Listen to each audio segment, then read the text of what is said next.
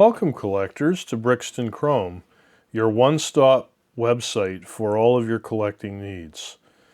I want to show you quickly a broad overview of the website and what's available here. It's a very, very rich website. A lot of information pages are packed in here. But we've kept the home page very, very simple because we don't want to overwhelm you. But I think it's important to have a video to show you all the different features that are here. So we've divided the website up into a buy stamps section here, if you're looking to buy for your collection.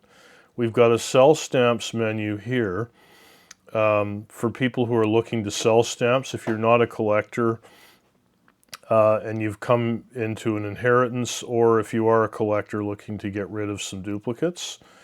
I've got a section on getting into stamp collecting.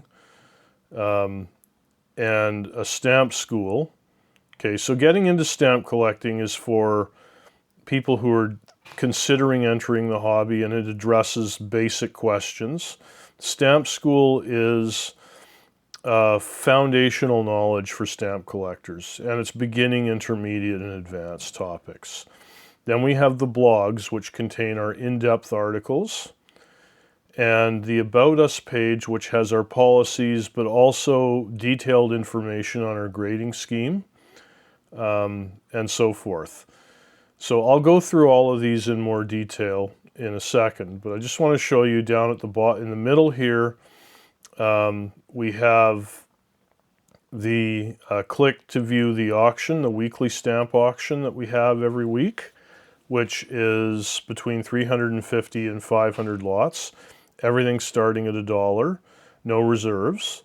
And if you prefer to buy retail, we have the Browse Retail Listings button here. And both these buttons take you to the same links as the current weekly auction and stamps you can buy links here. So starting with the Buy Stamps menu, we've got the current weekly auction.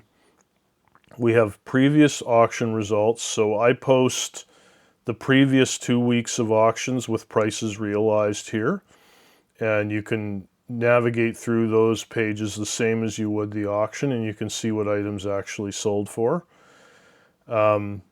This is a link for collections you can buy. So on this page, we put whole stamp collections that are being offered intact with descriptions, usually videos of what's in the collection, and buy prices. Stamps you can buy is our retail listings. Gift cards, so that's to buy a gift card, usually for people you're looking to get gifts for, but some of our customers buy them for themselves as well. Our 2025 auction schedule, so I'm just going to go in here really quickly just to show you. We post a schedule of what all our auctions are going to be each week. And this changes, it's fairly dynamic, it changes quite a bit as our allotting changes each week, but we do post an advanced list of what is coming up. The Brian Carr collection, that's a Lifetime Canada collection that we sold for a client of ours. And that takes you to the PDF listing of showing the actual photos of their collection. It's just a great collection, and we wanted to preserve it for posterity. And a link to create a bidding account. So the current weekly auction is here. Okay, there's a video showing you how to narrow your search. And collections you can buy with the same video. Okay. And stamps you can buy. Same video. And all the items that we have for sale. The Sell Stamps menu, we have a page where you look at whether or not you should sell your stamps if you're someone coming into an inheritance. Valuing collections and stamps. So, valuing stamps is a very time-consuming activity. And in our experience, a lot of people spend and waste way too much time trying to come up with a value for common material that has very low wholesale value. And so this is a one-pager. This is really a Coles Notes version. I mean, it's a long page, but it's a Coles Notes version for somebody who's not a collector to be able to separate what they have into material that's likely to have value and requires further research, and material that they can probably assume has very little value. And that's useful because the idea here is if you read this and you look over with a nice glass of wine or something, you look at the collection in a couple of hours, you can sort it into those two piles. And then you can go to a dealer and you can present them, or to us, and you can present them with, okay, here's the pile of good stuff that I think is worth something, and here's the stuff that I don't think has any value. And you'll find that you are much more able to negotiate and reach a deal that way. I go through options for selling, and I have a page talking about selling and consigning to us. Getting into stamp collecting, I've got a page talking about why I think the hobby is so cool. And I really recommend this as a read for anybody that doesn't understand the appeal of stamps. I think it's a very good explanation. And then getting started has a further drop down. What should I collect? So I talk about different ways you can pick a collecting topic. What do you need to get started in stamps? Storage and display. So this goes into the options for albums, stock books, like how should you store your stamps? How can you display them? What's the best way? And, depending on where you're at in your collecting journey, soaking stamps off paper, if you're getting stamps through the mail, and just other tips. So very basic information. This is your one-stop, first port of call if you are looking to get into the hobby and you have no idea where to start. Start here. Okay, Stamp School. This is where you would move once you're in the hobby and you're looking for more information. So I've got a philatelic glossary.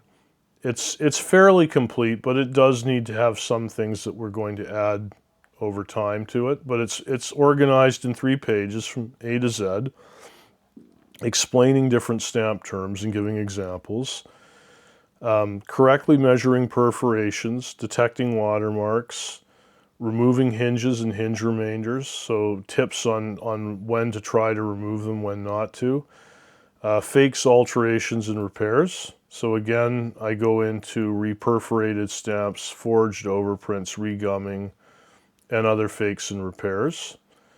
Color, how to study color and how to use a color key correctly, how to study a stamp's paper, understanding ink and paper fluorescence, and that's got a drop down. There's quite a few specialized topics there. And for further reading, I've got a page of other cool websites, other content creators who I recommend. So this is, again, just a very quick and dirty place to come and get general stamp knowledge. The blogs are very, very detailed, deep dives into different collecting topics. So I have a blog for my Nigerian stamps and postal history, which is one of our specialties. I've got Canadian stamps and postal history. There's over 200 articles in here. I used to write them once a week. I got as far as 1971 in complete, and then I think I just have a few other articles after that, and I plan to write more of them when I get more time. Worldwide definitive stamps after 1945. So those are my 3 blogs. Then I've got one for my own collection, which is the omnibus issues. International Stamps and Postal History after 1945, and Classic Worldwide Stamps 1840 to 1940. So I added 2 more blogs in the last year. And then the About Us. So I've got a welcome page where I discuss our mission statements and why we got into the business. The grading system. So this is important. This is where I talk about my numeric grading system, and I go through all the specifics of how to grade using our system. You'll see that in our collections pages and in our auctions, we assign a stamp a point value from 0 to 100. And here I explain how that system is arrived at. It follows closely the established system of qualitative grading for, very fine, fine, extremely fine. But unlike the grading systems that are qualitative, that don't quantify the different components of a stamp's grade, I've quantified them and assigned a point value.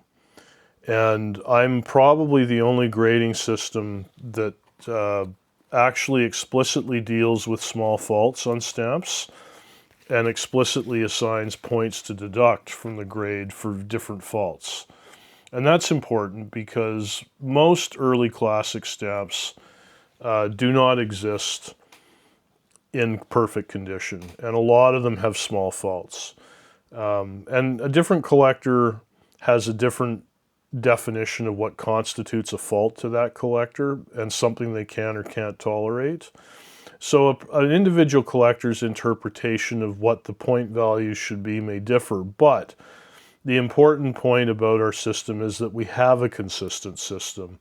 And once you get accustomed to what we're doing, you can understand very clearly what you're buying and how we value material. So it doesn't really help, in our opinion, to automatically consign a stamp with a small fault to the scrap heap without grading it, since so many early classic stamps have issues. It's far better to us to grade it accurately, describe it completely, and to have a system for valuing it that comes up with a fair price for it.